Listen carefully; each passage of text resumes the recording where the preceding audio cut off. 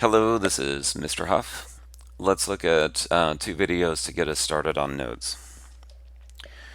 I'm going to provide links to a introductory crash course video about note-taking and a video from Mariana's Corner about 5 note-taking methods that no one really talks about. Uh, if you don't get enough information from the videos to understand how to do these notes, I would suggest doing some additional research.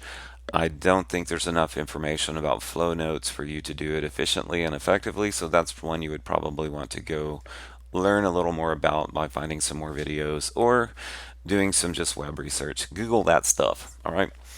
So in these two videos, you're going to learn about these note-taking methods: the outline method, Cornell method, mind mapping, QEC, flow notes, split page, and sentence.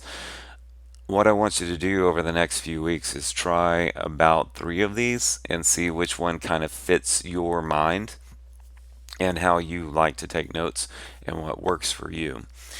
What I've done over time is I've tried all of these, or a lot of these. Okay, I've tried most of these.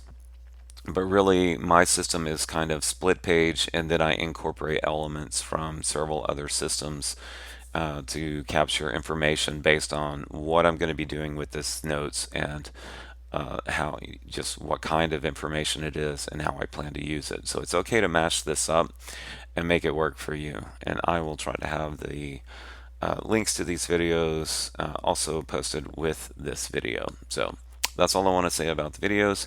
Let's move on to the next topic.